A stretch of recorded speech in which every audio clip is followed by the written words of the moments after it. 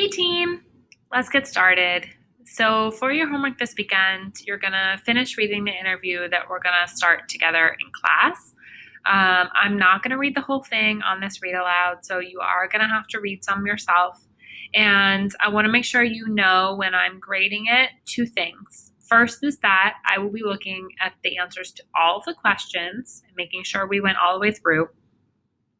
And then the second thing is that because this is due on Monday, this will actually be your first grade in second marking period.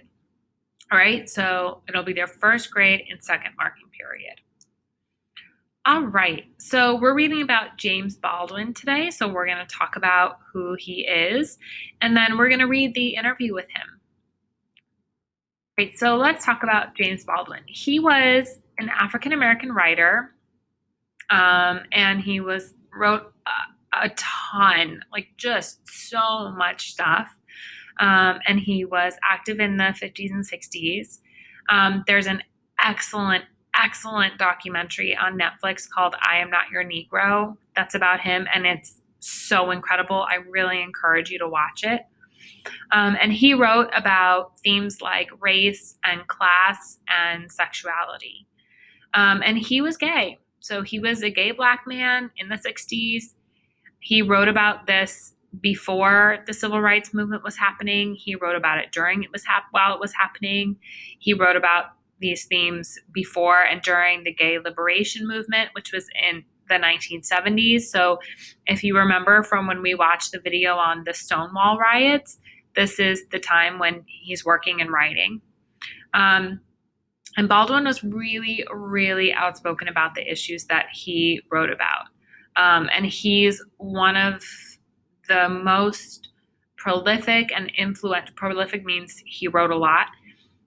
He's one of the most prolific and just incredible writers and thinkers about this kind of thing. He really is so careful about what he talks about, and he looks at everything from every angle. And he's very clear about what he's saying. So he's really fun to read. One of the things to keep in mind while we're reading this interview is that we're going to read this because it's focusing on his sexuality, right? And we know we've got two characters in our book, Brad and Patrick, who are gay. And we've got one of them, Brad, who was not out. So we can see that Patrick is pretty accepted, but Brad is very much not. He's not accepted by his family. His father beats him when he finds out. He's not accepted by his football friends. And the thing that I want to make clear to you while we're reading this interview with James Baldwin is that there are some differences here. One is the time period in which Baldwin lived and which Patrick and Brad's story happens. But the other thing is that Patrick and Brad are both white, and that's different. It makes the experience different. So Baldwin is going to talk about what it's like not only to be gay, but to be Black and gay. And just so we can set this in the right place, he gives this interview a few years before Perks takes place. So we're going to actually go now to the interview. So I have it open in my Google Docs. If you need to take a second to get yours open, then pause the video while you do that.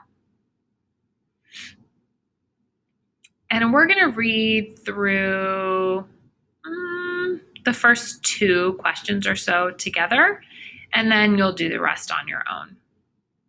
So Goldstein is the person who's interviewing Baldwin. He's also a writer, and he's gay. So just so you know that going in. Okay, Goldstein. Do you feel like a stranger in gay America? Baldwin. Well, first of all, I feel like a stranger in America from almost every conceivable angle, except oddly enough, as a Black person. The word gay has always rubbed me the wrong way. I never understood exactly what was meant by it. I don't want to sound distant or patronizing because I don't really feel that. I simply feel it's a world that has very little to do with me, with where I did my growing up. I was never at home in it. Even in my early years in the Village, which is a neighborhood in Manhattan that's historically home to members of the LGBTQ community. He says, even in my early years in the village, what I saw of that world absolutely frightened me, bewildered me. I didn't understand the necessity of all the role playing, and in a way, I still don't. Okay. Goldstein says, you never thought of yourself as being gay? Baldwin says, no, I didn't have a word for it. The only one I had was homosexual, and that didn't quite cover whatever I was beginning to feel. Even when I began to realize things about myself, began to suspect who I was and what I was likely to become, it was still very personal, absolutely personal. It was really a matter between me and God. I have to live the life that He made me to live. I told Him quite a long, long time ago that there will be two of us at the mercy seat, and He would not be asking all the questions. All right, so let's pause there for our first question. So, how does what Baldwin is saying in these two paragraphs connect to Brad? So, go ahead and pause the video and answer the questions.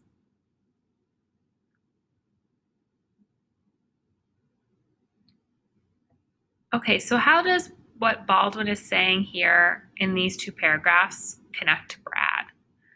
So, he says that being gay is a world that feels like it has very little to do with me. And honestly, that really feels like it relates to Brad, right? Brad is living this straight guy life. He's got a dad who's super homophobic. He's on the football team. He's got buddies who use homophobic slurs, right? He's not out. He and Patrick are in a secret relationship. He has a girlfriend, right? Brad has got all this kind of like straight guy stuff going on, and he's really not like living in the world of the LGBT community. He's not living in a place where he can be accepted. It's something that, like Baldwin says, it's very personal for him. So I'm going to put that down as my answer. So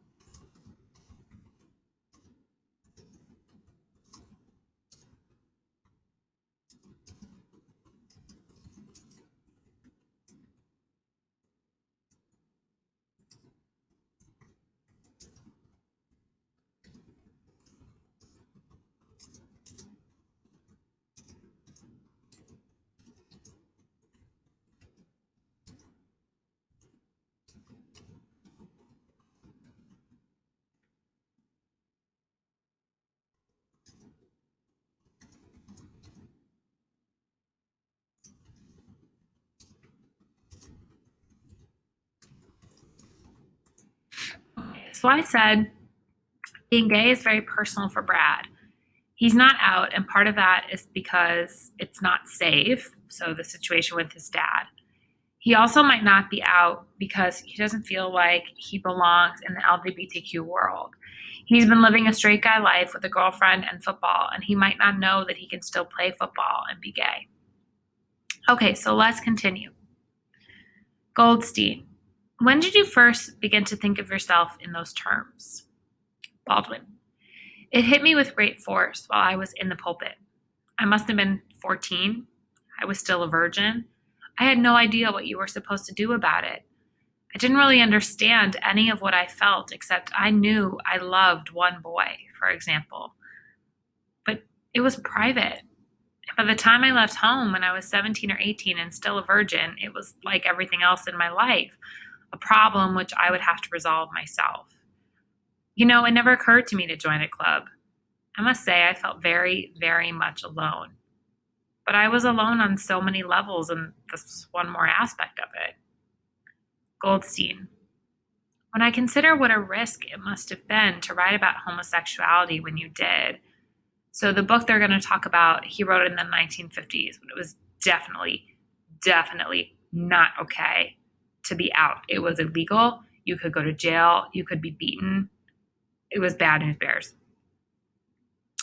Goldstein, when I consider what a risk it must have been to write about homosexuality when you did. Baldwin.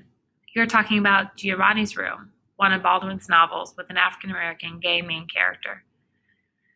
Yeah, that was rough, but I had to do it to clarify something for myself. And what was that? Where I was in the world. I mean, what I'm made of. Anyway, it's about what happens to you if you're afraid to love anybody, which is much more interesting than the question of homosexuality. But you didn't mask the sexuality. No. And that decision alone must have been enormously risky. Yeah, the alternative was worse. What would that have been? If I hadn't written the book, then I would probably have had to stop writing altogether. It was that serious. It is that serious. The question of human affection, of integrity, in my case, the question of trying to become a writer, are all linked with the question of sexuality. Sexuality is only a part of it. I don't even know if it's the most important part, but it is indispensable. So indispensable means it's necessary. It must be there. You can't get rid of it. Nothing else can take its place. So let's stop here for question number 2. Do you think Brad is afraid to love Patrick? And why or why not? So I'm going to go ahead and stop here. Once you've answered the question, you can continue reading and answer the questions on your own.